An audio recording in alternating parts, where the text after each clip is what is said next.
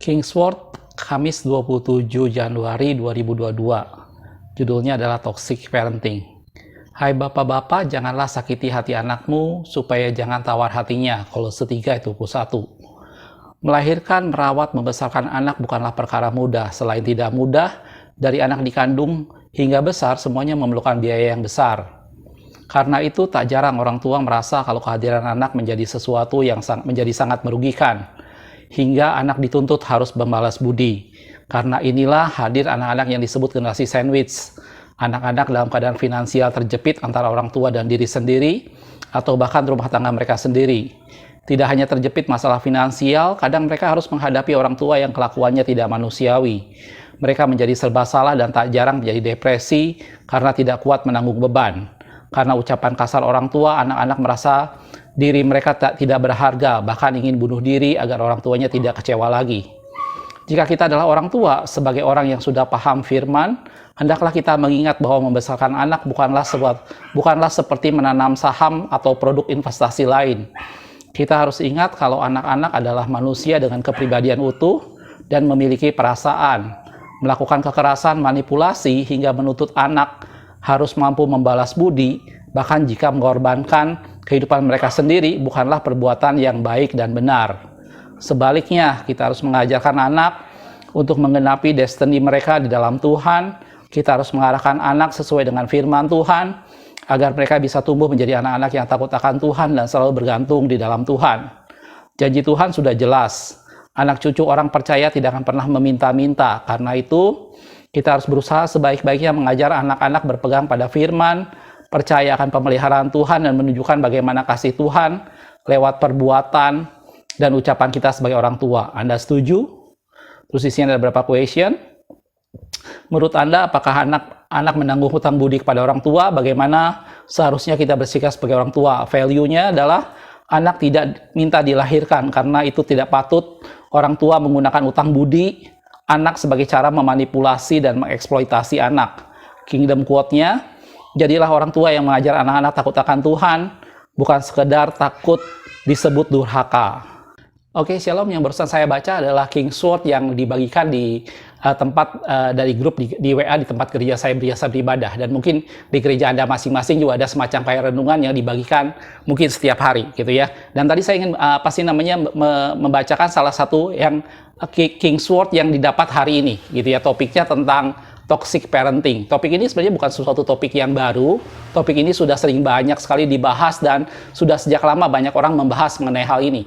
Gitu ya. Saya bukan ahli psikologi atau ahli bagian anak, saudaraku, tetapi di sini saya ingin melihat sama-sama tentang apa itu toxic parenting, tetapi kita tidak akan melihat dalam kacamata sebagai kehidupan jasmani. Tentunya dalam hal kehidupan jasmani, hubungan orang tua dengan anak tadi digambarkan bahwa orang tua bukan memelihara anak bukan sebagai satu bentuk investasi di mana dia menuntut imbal hasil, di mana anak kemudian harus berhutang budi kepada orang tua, di mana kemudian anak dituntut dengan melakukan segala macam, bahkan mereka tidak bisa menghidupi kehidupan mereka sendiri, gitu ya.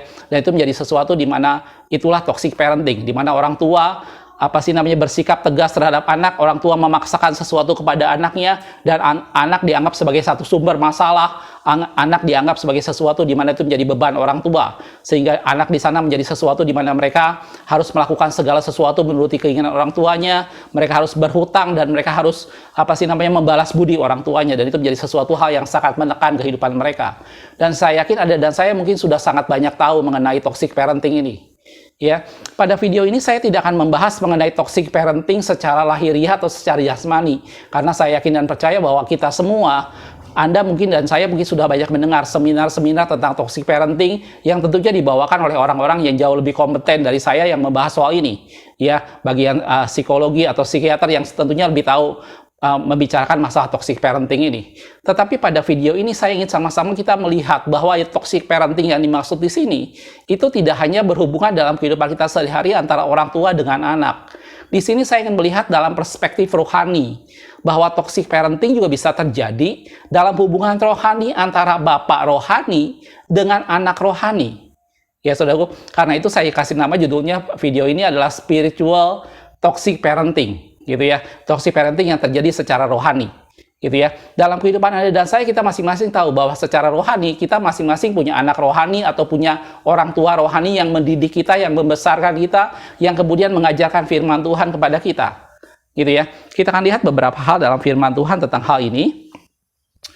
Ayat yang pertama saya ambil dalam 1 Korintus 4 ayat 15. Dikatakan seperti ini oleh Paulus, sebab sekalipun kamu mempunyai beribu-ribu pendidik dalam Kristus, kamu tidak mempunyai banyak bapa, karena akulah dalam Kristus Yesus yang telah menjadi bapamu oleh Injil yang kuberitakan kepadamu.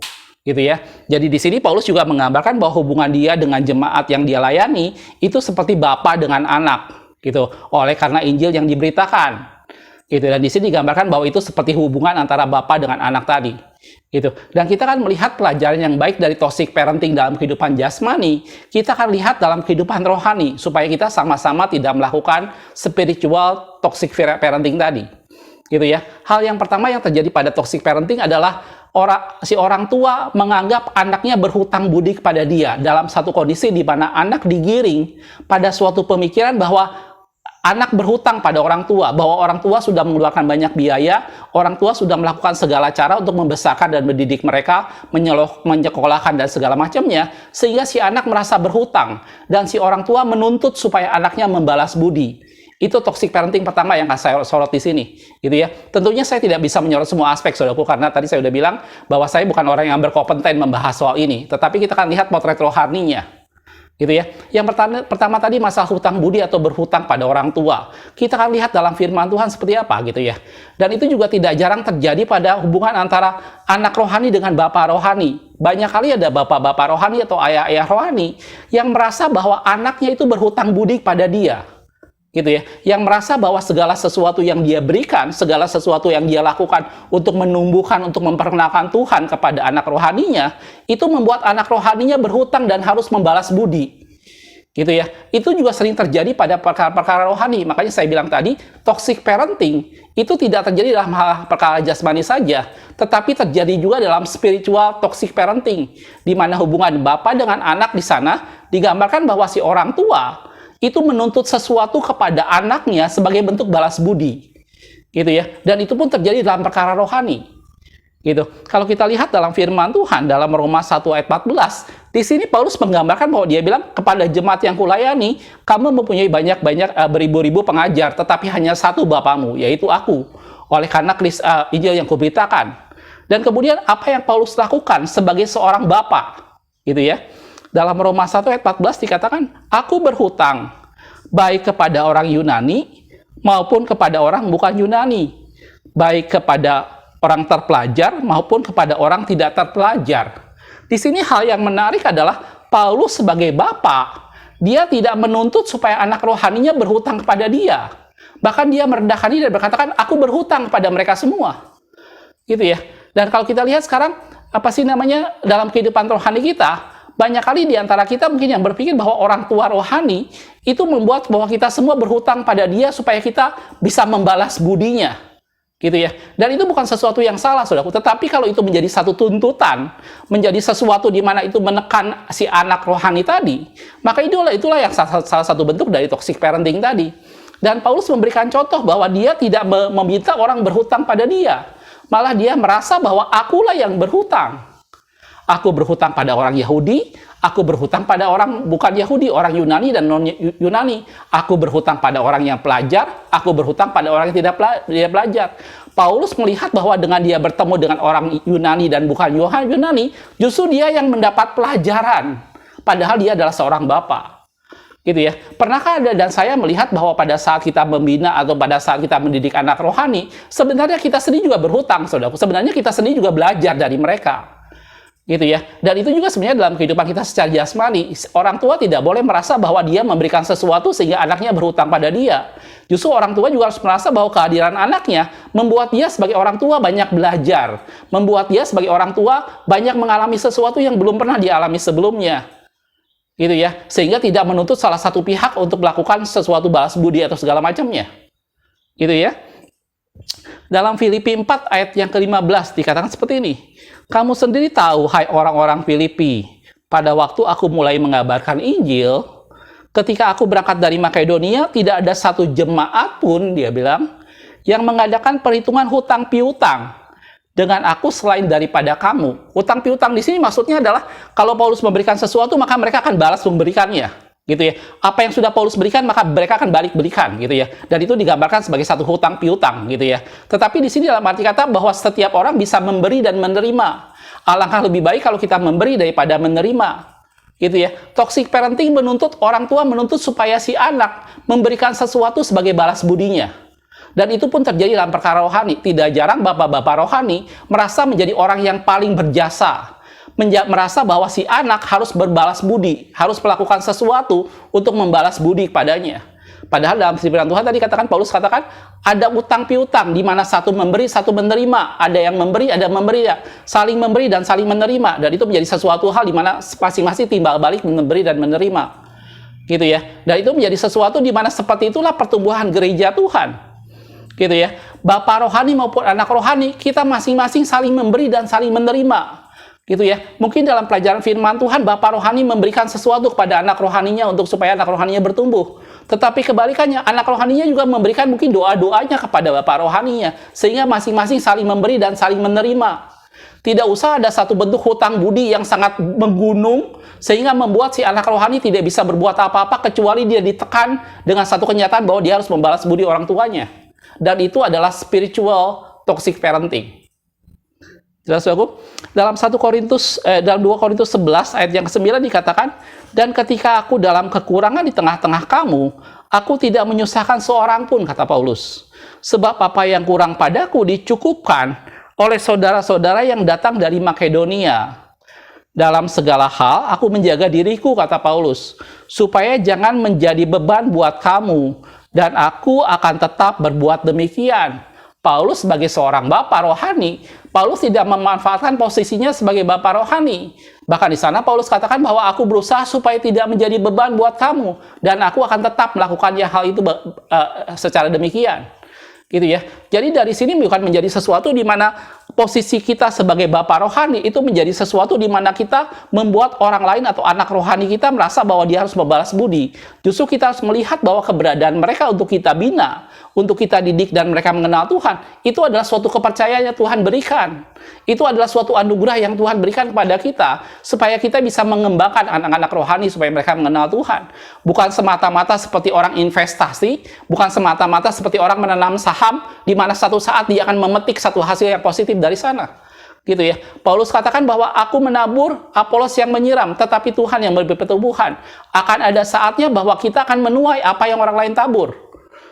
Gitu ya. Dan itulah yang terjadi pada proses di mana pembinaan rohani antara bapak rohani dengan anak rohani, dan ini tidak boleh menjadi sesuatu hal yang seperti toxic parenting tadi. Jelas aku? Dalam 2 Tesalonika 3 ayat 8 sampai 9 dikatakan seperti ini.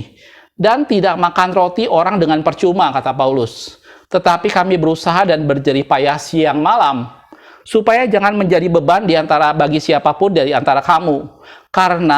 Bukan karena kami tidak berhak untuk itu.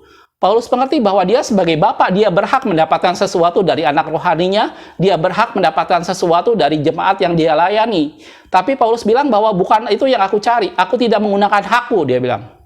Melainkan karena kami mau menjadikan diri kami teladan bagi kamu supaya kamu ikutin. Dan Paulus bilang, aku tidak mau menjadi beban. Gitu ya. Dan Paulus melakukan semua yang menjadi bagiannya. Gitu ya. Satu ayat yang lain, dalam 2 Korintus 12 ayat 14 dikatakan, sesungguhnya sekarang sudah ketiga kalinya aku siap untuk mengunjungi kamu. Dan aku tidak akan merupakan suatu beban bagi kamu. Sebab bukan hartamu yang kucari. Paulus jelas-jelas bahwa dia adalah seorang bapak rohani, dia bertemu dengan anak rohaninya. Tapi dia bilang bahwa bukan hartamu yang kucari, melainkan kamu sendiri. Ini perjumpaan kasih seorang bapak terhadap anaknya. Gitu ya.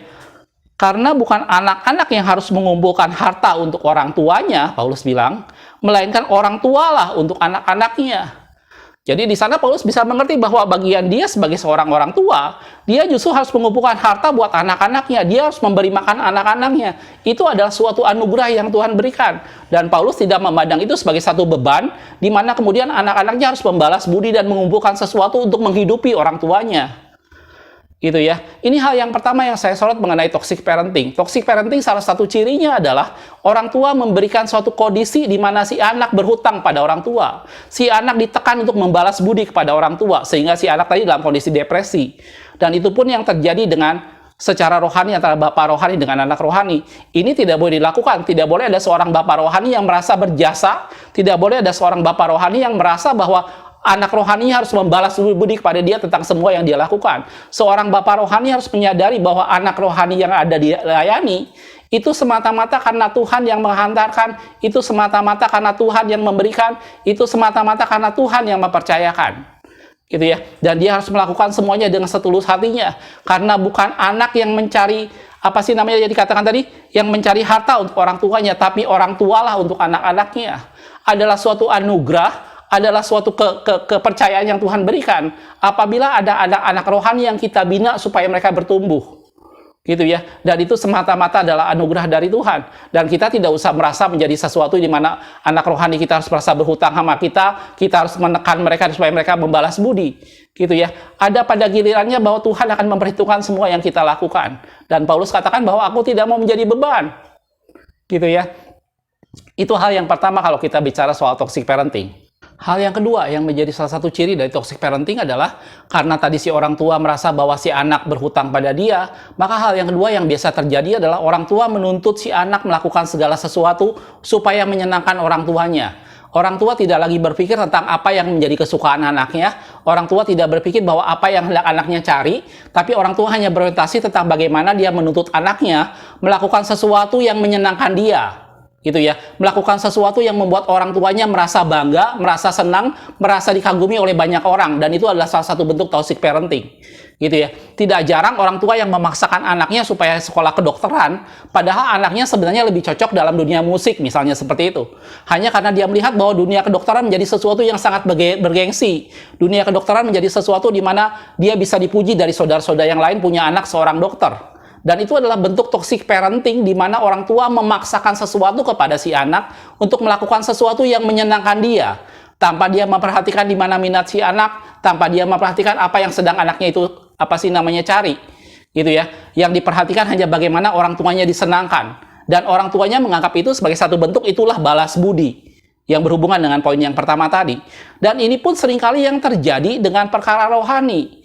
Dalam hal rohani seringkali bapak-bapak rohani melakukan sesuatu kepada anak-anak rohaninya dan menuntut kepada mereka untuk menyenangkan bapak rohaninya. Gitu ya. Dan kalau kita lihat dalam firman Tuhan apa yang Paulus katakan dalam Galatia 1 ayat yang ke-10 dikatakan, "Jadi bagaimana sekarang? Apakah ku cari kesukaan manusia atau kesukaan Allah?" Paulus sendiri menggambarkan bahwa buat dia mencari kesukaan Allah itu lebih penting daripada mencari kesukaan manusia siapapun dia. Paulus berkata, aku berhutang pada orang Yunani, aku berhutang pada orang bukan Yunani, aku berhutang pada orang terpelajar, aku berhutang pada orang yang tidak terpelajar. Tetapi kalau mencari kesukaan, Paulus bilang, aku lebih suka mencari kesukaan Allah dibanding kesukaan manusia. Gitu ya, lanjutannya. Adakah aku coba berkenan kepada manusia? Sekiranya aku masih mencoba berkenan kepada manusia, maka aku bukanlah hamba Kristus.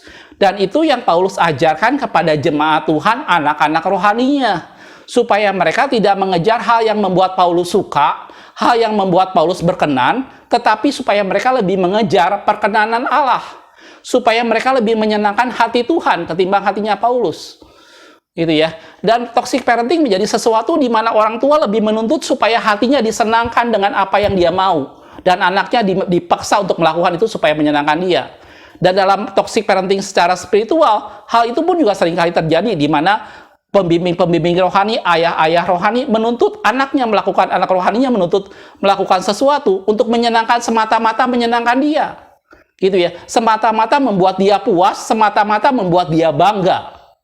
Gitu ya, tanpa dia berpikir apa yang menjadi talenta dari si anak rohaninya, tanpa dia berpikir apa yang menjadi visi anak rohaninya, dia hanya berpikir bagaimana anak rohaninya bisa menyenangkan dia. Gitu ya. Dan Paulus mengajarkan bahwa aku lebih mencari perkenanan pada Allah daripada manusia. Kalau aku masih mencoba berkenan kepada manusia, maka aku bukanlah hamba Kristus. Dan itu yang Paulus ajarkan kepada anak rohaninya. Gitu ya.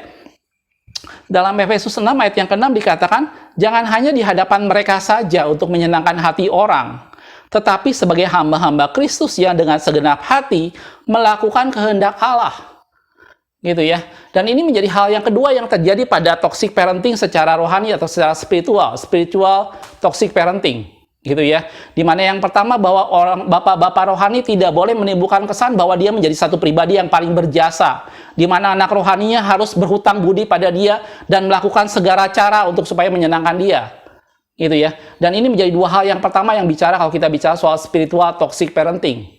Dan hal yang ketiga yang biasa terjadi pada toxic parenting adalah si orang tua merasa dia berhak mengatur seluruh kehidupan anaknya. Anaknya akan didikte selangkah demi selangkah apa yang harus dilakukan dan apa yang tidak boleh dilakukan. Gitu ya. Dan itu menimbulkan bahwa si anak harus patuh secara buta tanpa dia mengerti. Dan itu adalah bentuk salah satu toxic parenting. Di mana orang tua memaksakan kehendaknya, di mana orang tua memberikan dikte arahan yang si anak tidak bisa berbuat apa-apa kecuali menuruti semuanya. Gitu ya. Dan ini pun sering terjadi pada perkara-perkara rohani, di mana seringkali bapak-bapak rohani merasa bahwa dia paling tahu apa yang harus dilakukan oleh anak rohaninya, apa yang menjadi rencana Tuhan buat anak rohaninya. Pernahkah kita berpikir bahwa Anda dan saya masing-masing, kita punya panggilan Allah yang khusus yang hanya kita sendiri yang tahu. Dan begitu juga dengan anak rohani kita. Gitu ya. Kita tidak bisa berpikir bahwa masa depan mereka, masa depan anak-anak rohani kita tidak berpikir bahwa panggilan Allah buat mereka semuanya ada di dalam tangan kita. Tidak, saudaraku. Tuhan punya acara sendiri dengan mereka. Gitu ya. Kalau kita lihat beberapa hal dalam firman Tuhan tentang hal ini, dalam Efesus 5 ayat 17, Paulus katakan seperti ini, sebab itu janganlah kamu bodoh, tetapi usahakanlah supaya kamu mengerti kehendak Tuhan. Di sana Paulus mengajarkan kepada umat Tuhan supaya jangan cuma sekedar ngikut Paulus, tetapi Paulus mengajarkan mereka supaya mereka secara pribadi mengerti kehendak Tuhan buat mereka. Paulus tidak mendikte mereka, oh kamu jadi ini, oh kamu jadi ini, oh kamu jadi ini. Tidak. Tapi Paulus mengajarkan mereka untuk mencari kehendak Tuhan buat pribadi mereka. Gitu ya. Dan toxic parenting menjadi sesuatu di mana orang tua mengatur seluruh kehidupannya dan orang tua ngeplot semuanya, mendikte semuanya mereka akan jadi apa. Dan itu seringkali juga yang terjadi dalam perkara rohani. Tidak jarang pembimbing rohani yang merasa bahwa masa depan anak rohaninya dalam tangannya. Panggilan Tuhan anak rohaninya dalam tangannya. Dia yang menentukan masa depan dia akan jadi seperti apa. Gitu ya. Padahal kita harus mengerti bahwa setiap orang Tuhan tetapkan dengan rencananya masing-masing.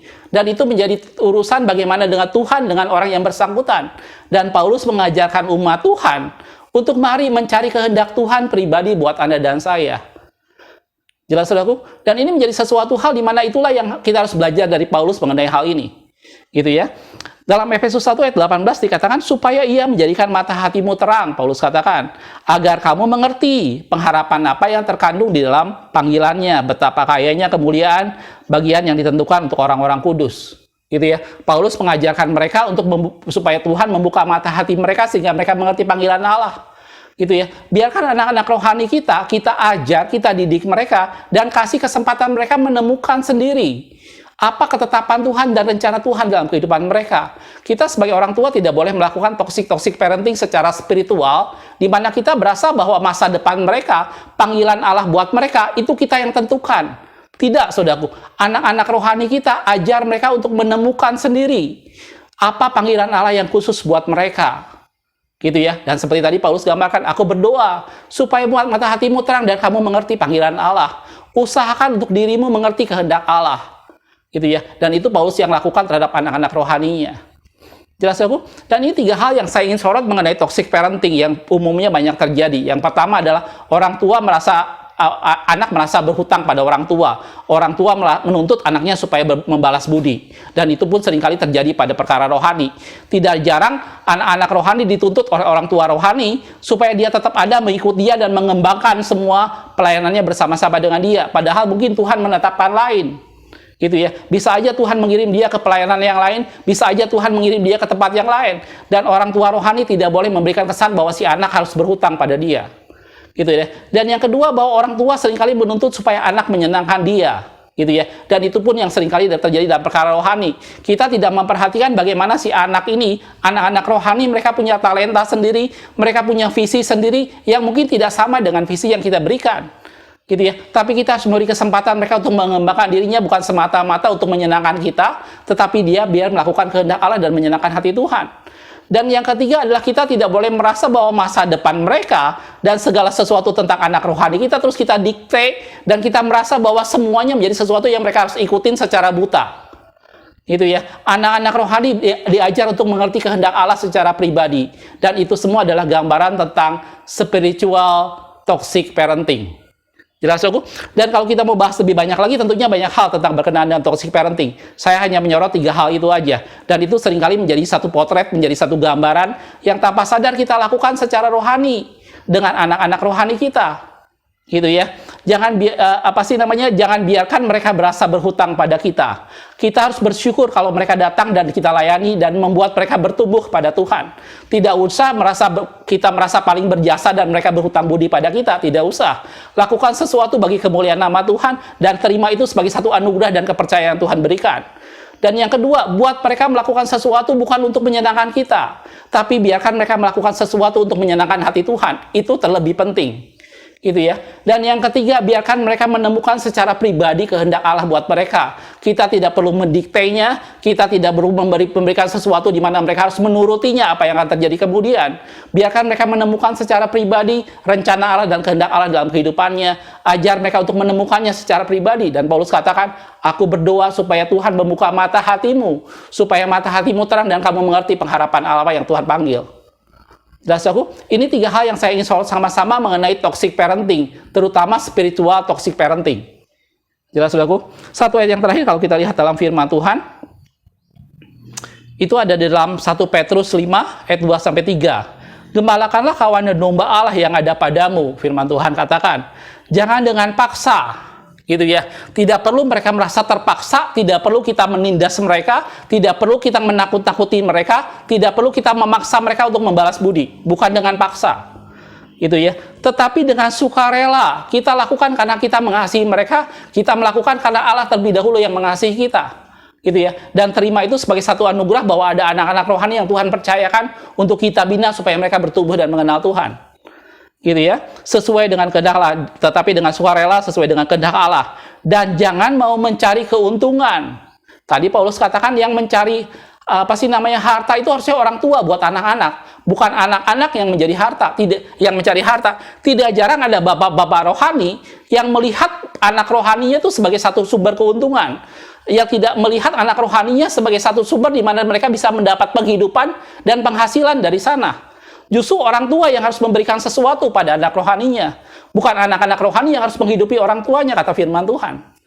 Gitu ya. Dan tadi kata di Petrus tadi katakan, jangan karena mau mencari keuntungan, tetapi dengan pengabdian diri.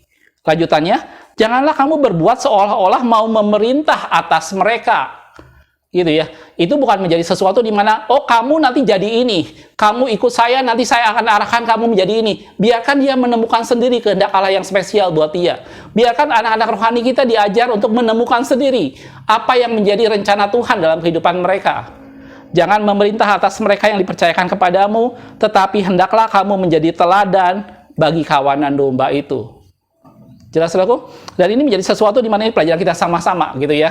Mungkin Anda dan saya kita tidak mempunyai lagi anak-anak kecil, sehingga biasanya toxic parenting ini menjadi sesuatu yang cukup besar dampaknya, karena itu berhubungan dengan anak-anak yang masih dalam usia dini gitu ya, sehingga toxic parenting ini menjadi sesuatu yang sangat merusak masa depan dan karakter dari si anak tadi gitu ya. Dia merasa tidak percaya diri, dia merasa tertekan, bahkan tadi dalam firman Tuhan dikatakan dalam King's Word yang saya pertama bacakan, ada anak yang sampai frustasi dan bunuh diri gitu ya.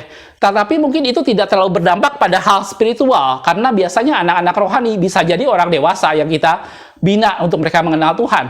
Tetapi itu menjadi sesuatu hal yang sama bahayanya, menjadi sesuatu hal yang perlu kita perhatikan juga. Gitu ya, supaya jangan kita melakukan spiritual toxic parenting. Gitu ya.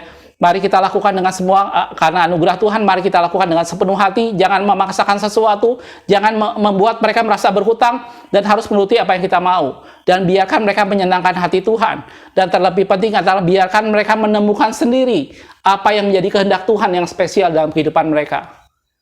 Jelas, saudaraku? Mudah-mudahan dari video yang sederhana ini menjadi satu pencerahan buat kita semua. Mari jangan lakukan toxic parenting dalam kehidupan kita sehari-hari, dan jangan lakukan spiritual toxic parenting dalam kehidupan kerohanian kita bersama dengan anak-anak rohani yang kita bina. Jelas, saudaraku? Makasih sudah menonton. Kita ketemu di video berikutnya. Tuhan Yesus memberkati.